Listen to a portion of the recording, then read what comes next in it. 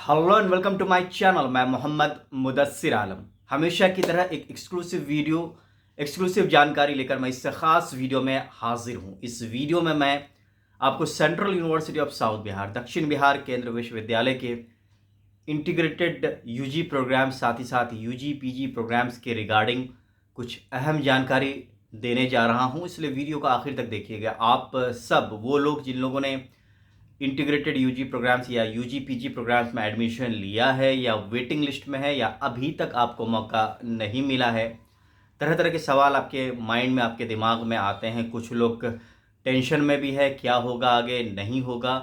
तो ये सारी चीज़ें हो रही हैं। हालांकि मैं लाइव सेशन हो या वीडियोस बनाकर आपको लगातार बताता रहता हूं कि आगे क्या होने वाला है, लेकिन इस वीडियो में एक्सक्लूसिवली वो लोग जिन्होंने अभी तक मौका नहीं मिला है, जिनको अभी तक central University of South Bihar के यूजी पीजी प्रोग्राम्स में कट ऑफ क्लियर करने का या फीस सबमिशन का उनका क्या होगा, ये सारे डिस्कशंस होंगे इस वीडियो में। साथ ही साथ वो लोग जिनका नाम जिनके मार्क्स कट ऑफ के बराबर थे या ज़्यादा थे पहले लिस्ट में, पहले राउंड में, अब उनका क्या होगा, ये भी टॉपिक मैं कवर करूँगा। लेकिन आगे बढ़ने से पहले रिक्वेस्ट है कि वीडियो को आखिर तक ज़रूर देखिएगा, इसे लाइक करिए, दूसरों से भी शेयर कीजिए ताकि ये वीडियो दूसरों तक भी पहुंचे। और आप चैनल पर नए हैं तो सब्सक्राइब ज़रूर कर दें, और आप चाहें, अगर आपको काम अच्छा लगता है तो इस चैनल को ज्वाइन कर सकते हैं, मेंबर बन सकते हैं, सुपर चैट कर सकते हैं, सुपर थैंक्स कर सकते हैं। वापस आते हैं मुद्दे पे। Central University of South Bihar, आपको पता है कि central University of South Bihar ने सीएट 2024 सीएट यूजी 2024 के थ्रू 18 कोर्सेज के लिए एडमिशन के लिए नोटिफिकेशन दिया था। आपने एग्ज़ाम भी दिया है जो कि एनटीए ने कंडक्ट करवाया था, आपके पास स्कोर कार्ड है। अब हुआ ये कि यूनिवर्सिटी ने जैसे ही रिजल्ट आई एनटीए की, यूनिवर्सिटी ने अगस्त के पहले हफ्ते में कट ऑफ के रिगार्डिंग नोटिस जारी किया। पहले सबके लिए रजिस्ट्रेशन ओपन की गई, रजिस्ट्रेशन के बाद यूनिवर्सिटी ने एक कट ऑफ जारी किया। जो कट ऑफ आई थी वो कट ऑफ आई थी 9 अगस्त को। तो 9 अगस्त को जो कट ऑफ आई थी, उस कट ऑफ में जिनके मार्क्स कट ऑफ के बराबर या ज़्यादा थे उनको फी सबमिशन करना था। तो आप में से कई लोगों ने, जिन लोगों ने रजिस्ट्रेशन कराया था, जिनके मार्क्स कट ऑफ के बराबर या ज़्यादा थे, ज़्यादातर लोगों ने फी सबमिशन किया, लेकिन बहुत लोगों ने नहीं भी किया। उन्होंने सोचा होगा किसी और यूनिवर्सिटी में एडमिशन हो जाएगा या कोई और बात होगी, या उनको जानकारी नहीं थी, किसी वजह से उन्होंने फी सबमिशन नहीं किया, या उन्होंने सोचा कि आगे भी अगले राउंड में भी मुझे मौका मिल जाएगा क्योंकि मेरे मार्क्स तो कट ऑफ के बराबर या ज़्यादा हैं। ये सारी चीज़ें होती हैं। वहीं वो लोग जिन्होंने कट ऑफ से ज़्यादा मार्क्स थे या बराबर मार्क्स थे, उन लोगों ने भी फी सबमिट किया, और कुछ लोग ऐसे भी थे जिन लोगों ने कुछ नहीं किया। तब आगे क्या होगा? सबसे पहली बात, यूनिवर्सिटी ने 14 अगस्त को एक एडमिशन लिस्ट जारी किया था। उस एडमिशन लिस्ट में बड़ा सरप्राइजिंग एडमिशन लिस्ट था, क्योंकि जहाँ तो उम्मीद की जा रही थी कि वेटिंग लिस्ट में ज़्यादा लोग नहीं होंगे, वैसे भी यूजी कोर्सेज में इतनी लंबी वेटिंग कभी भी यूनिवर्सिटी नहीं रखती थी। लेकिन यूनिवर्सिटी ने इस बार एडमिशन प्रोसेस और यूनिवर्सिटीज़ के मुकाबले बहुत पहले शुरू कर दिया। तो यूनिवर्सिटी को हमेशा ये प्रिडिक्शन रहता है कि मैक्सिमम नंबर में लोग कैंसिलेशन करेंगे। जैसे बीएचयू की एडमिशन प्रोसेस शुरू नहीं हुई थी, इलाहाबाद यूनिवर्सिटी की शुरू नहीं हुई थी, यूनिवर्सिटी ऑफ दिल्ली यूनिवर्सिटी की नहीं शुरू हुई थी, जेएनयू की नहीं शुरू हुई थी। इसलिए यूनिवर्सिटी ने सीट से ज़्यादा लोगों के लिए कट ऑफ ओपन कर दिया, और कुछ कुछ कोर्सेज़ में तो सारे रजिस्टर्ड कैंडिडेट्स को फीस सबमिशन का मौका दे दिया गया। अब जहाँ सारे रजिस्टर्ड कैंडिडेट्स को फीस सबमिशन का मौका दे दिया गया, लोगों ने सोचा कि एडमिशन तो कंफर्म है। मुझे भी लग रहा था कि कंफर्म हो जाएगा क्योंकि यूजी में इतनी लंबी वेटिंग लिस्ट आती नहीं है। लेकिन जब 14 अगस्त को लिस्ट आई, उसमें कुछ सरप्राइजिंग था। चाहे वो बीएससी बीएड हो, बीए बीएड हो, 5 ईयर बीएलएलबी ऑनर्स हो, या 4 ईयर बीएससी ऑनर्स एग्रीकल्चर हो, लंबी वेटिंग लिस्ट है। लंबी waiting list BSc honours agriculture में तो इतनी लंबी है कि आप नाम पढ़ते पढ़ते छक जाएंगे, लिस्ट ही ख़त्म नहीं होगी। वहीं अगर बात करें यूजी पीजी कोर्सेज़ की, तो यूजी पीजी कोर्सेज़ में भी कुछ कोर्सेज़ में तो सीटें नहीं फुल हुई। वहीं कुछ कोर्सेज़ के लिए क्या हुआ कि लंबी वेटिंग लिस्ट है।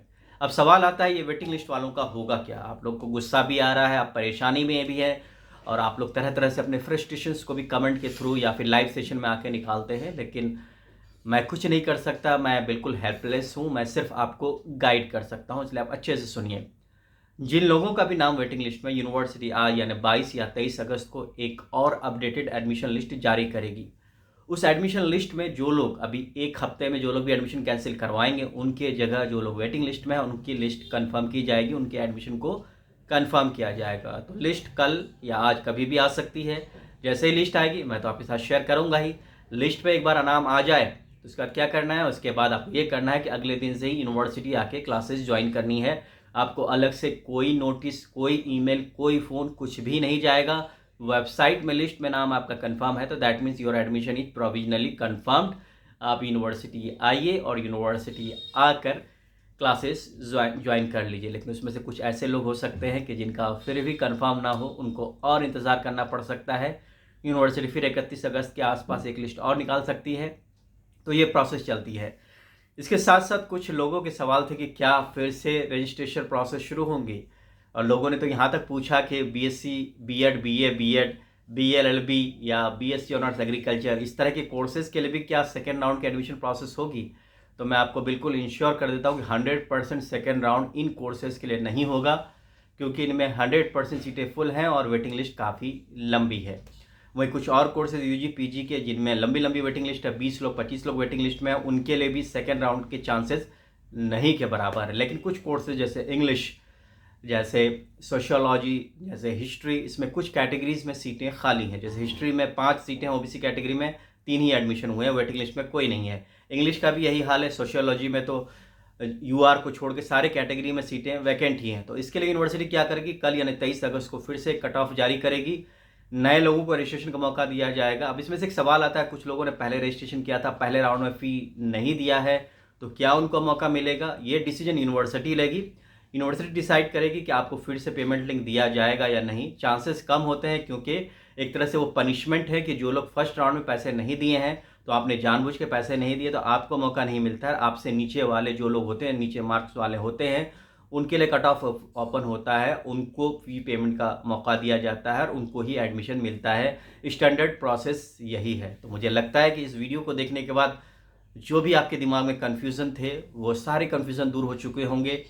क्या होना है, 23 अगस्त को कट ऑफ आएगी, कुछ कोर्सेज़ के लिए आएगी, कुछ लोगों के वेटिंग कंफर्म होंगे और आगे की जो भी प्रक्रिया है वो आप फॉलो करते रहिएगा। और आखिर में जब आपका वेटिंग कंफर्म हो जाए, तब उसके बाद फिर से आप हॉस्टल के लिए अप्रोच कर सकते हैं। हॉस्टल एडमिनिस्ट्रेशन को, हॉस्टल के लिए अलॉटमेंट की ऑफिस चाणक्य भवन में है, डीएचडब्ल्यू ऑफिस में जो भी कंसर्न है उनसे आप बातें करें और उनसे पूछें कि कैसे आप फिर से हॉस्टल के लिए अप्लाई कर सकते हैं।